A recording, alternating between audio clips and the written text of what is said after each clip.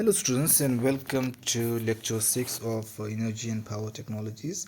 In this lecture we are going to talk about the hydroelectric power.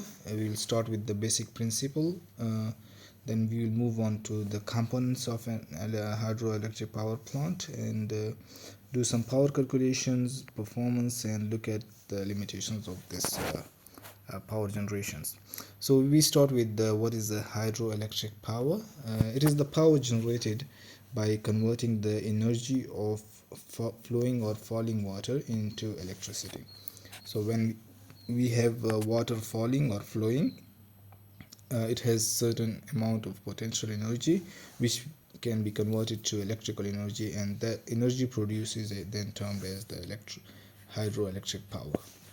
The principle is the gravitational potential energy of the water. So we have water falling or flowing, it has a certain potential due to the gravitational acceleration, and that potential we convert to the electrical energy.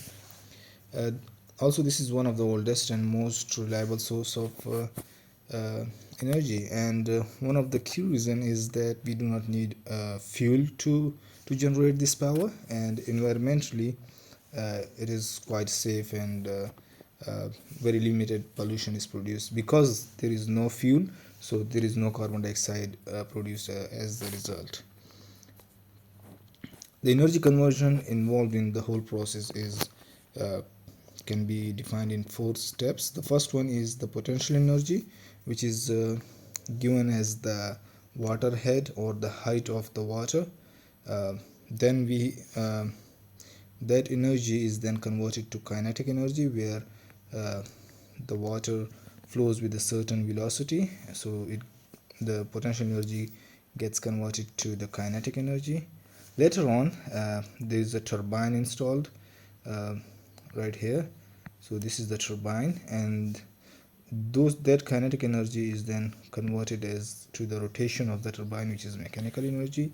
And finally, that mechanical energy is the turbine is connected to the generator via shaft, which then convert the mechanical to the electrical energy, and then we enjoy the power produced, the electricity, which then we termed as the hydroelectric power, because the initial state was the potential energy of the water, and the final was the energy produced in the form of electricity. All right. uh, Again, the chain is something like this. So you have water, which then turns the turbine. In return, turbine turns the generator, and generator produces the electricity. So that's the whole chain of this energy conversion. um, the amount of power produced depends on several things. However, two major important things are the height difference. So what is the difference between the height, let's say at this stage, the water head, and then the height of the turbine? So that height difference is what is important in defining the power produced. Second is the flow rate. So the water is flowing at a certain flow rate Q, so that Q will also be important in defining the final energy output of the hydroelectric power plant. The key idea is that the higher the head and higher the flow rate, higher will be the power. So if you have a higher head, higher flow rate, you will have a higher power output. Lower the head, lower the flow rate, lower will be the power produced. All right. Now let's look at the key components of the hydroelectric power plant, starting with the dam. So the dam is essential to generate the reservoir. So you need a certain water level that we termed as the head, and in order to generate that water level, you would need a reservoir that has a certain height h. Okay, and then in order to create that, you would need to produce a dam. Okay, so you need to have a dam in order to create the reservoir that will give you a certain water level. All right, so these two are the first components, are very essential components. Moving on to the third component, which is penstock. Penstock is a kind of a flow line from the dam towards the turbine. which then in turn rotates the generator, um, uh, and then finally your tail race is right here, which give out the low potential water out of the system. So we will go through one by one to see what each one does. Starting with the dam and reservoir. So dam stores water at a certain height that we just talked about, and reservoir produce continuous supply of water. So you will have a reservoir of a certain height, and then it will be having a continuous flow of water right here. Okay, and then it controls the flow and energy availability. So the more the height of the reservoir, the more will be the energy availability. Okay, and the key function is to create the potential energy required for the turbine to rotate. Okay, so that is the dam and reservoir function. Next is our penstock. So penstock is the large pipe carrying water to the turbine. Okay, so that is this large pipe that carries water from the reservoir all the way into the turbine. It is designed to it converts potential energy into kinetic energy, a very key important conversion. So initially we had the potential energy at a certain height or level of the water, and as it flows the velocity increases, and you have the kinetic energy produced. Okay, so the potential energy then at a certain height, the potential energy converts to kinetic energy when it flows through that penstock. Okay, it is designed to minimize losses. So if there are losses within that pipe, that will account for affecting the efficiency of the turbine, and in turn destroys the efficiency of the overall power plant. Okay, so you have to design it with the minimum losses. Okay, so this was our third penstock. Let's move on to the fourth one, that is the turbine. Turbine converts water energy into mechanical energy. As the velocity, it is coming out with higher velocity or higher kinetic energy, so it rotates the turbine, and water converts your water kinetic energy into the mechanical energy, which is in the form of rotation of the turbine. Obviously there will be various kind and types of turbine based on what kind of head we have available here. So based on what kind of head is there, you would have varying turbine types. The three main turbine types are the Pelton wheel, Francis and Kaplan turbines, depending on the head, high, medium or low. Okay, so these are the main turbines that are generally used in the power plants, the hydroelectric power plants. All right, now generator is actually connected to the turbine via this shaft. Okay, and it converts mechanical energy into the electric energy, because the turbine is rotating. It is rotating this shaft, which is then connected to your generator, and in turn generator creates electrical energy from the mechanical energy, generates electrical energy, and they are connected by shaft. These devices are quite high efficient, which means it has about 95 to 98% efficiency, so only about 2 to 5% of losses within the generator. Okay, now the final component is the tail race, which is a channel that carries water away from the turbine. Okay, so it carries the water away from the turbine, and very important to note is it maintains the continuous flow. So unless this water is removed efficiently, the extra water that is coming in, the more water is coming in, it will not be able to come as efficiently. So you have to remove the present water in the turbine in order for the more water to come in. So this is essential to maintain the continuous flow. Alright, so these are the 6 components of our hydroelectric power plant. Now let's talk about the power output calculation. So power is generally given as ρgQH and then your efficiency. So what is the rho? Rho is the density. Now for water we have 1000 kg, around 1000 kg per cubic meter of density.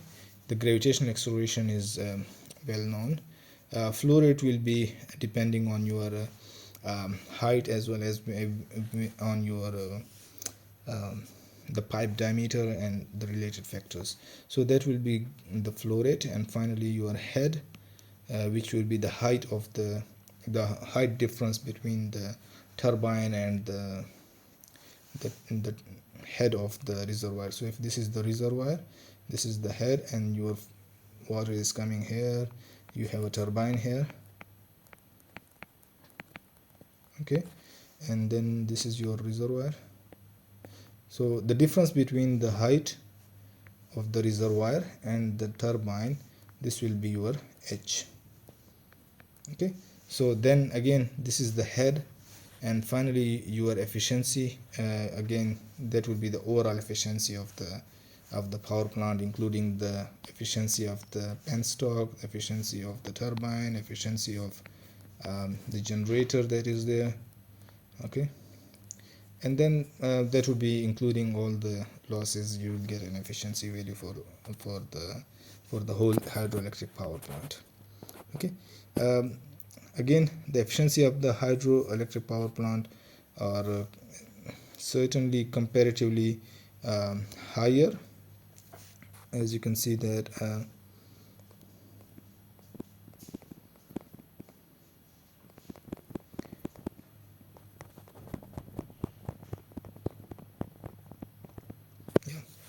so efficiency of the hydroelectric power plants, which is ETA, that are over comparatively higher than the other power plants like thermal power plants that previously we discussed. And the reason is that there is no combustion losses between them. So you have the heat provided, it actually evaporates your liquid, and there are a lot of losses there. In this case there are no such losses. So the losses that you will have is the losses within the penstock, losses within the turbine, the generator, and some other miscellaneous losses that will be there. Again, quite advantageous. So we have renewable and clean, because the water moves in a cycle. We know it rains again and again, and the cycle continues. There is no fuel cost. It has high efficiency and long life. Obviously, quite not degrades, but not as much as the other power plants. Limitations: high initial cost. So in order to have a hydroelectric power plant, you need to have a quite high capital in order to support that. It depends on water availability, so that's again a limitation. If the water is available at a certain height region, only then you can create a hydropower plant. Environmental impact is although limited because of the no combustion taking place, but also if you are shaping a water flow to a certain direction in a certain way, that will impact the water life, as well as the life that depends on that water. So again that will disturb your ecosystem. And then land submergence would be also there in the hydropower plant. Let's solve this basic problem where we have a hydroelectric power plant that has a head of 60 meter, flow rate of 25 cubic meter per second, and overall efficiency of 88%. We can calculate the power output in megawatt, and if the plant operates for 10 hours, then what would be your energy produced? That would be megawatt hour. So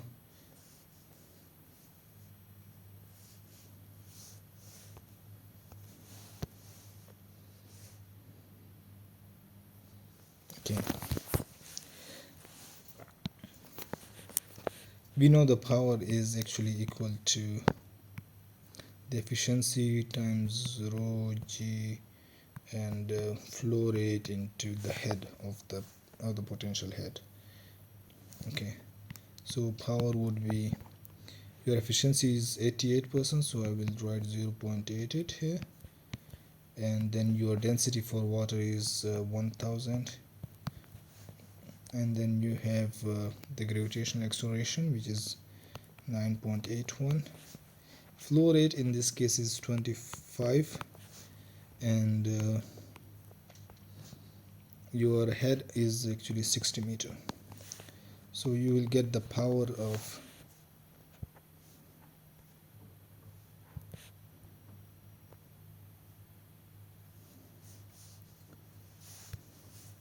0.88 times 0.88.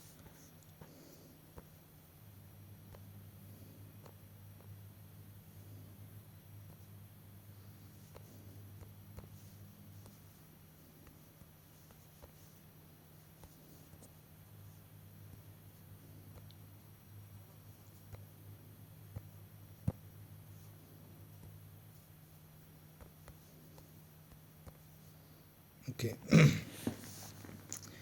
So what we are getting is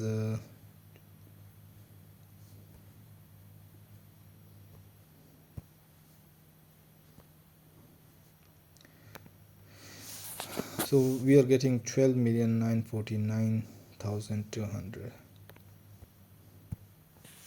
So 12,949,200 watt of electricity.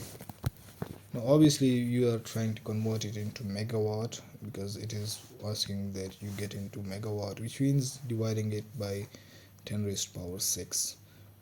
So that would give you about 12.9492 megawatt of electricity. Okay.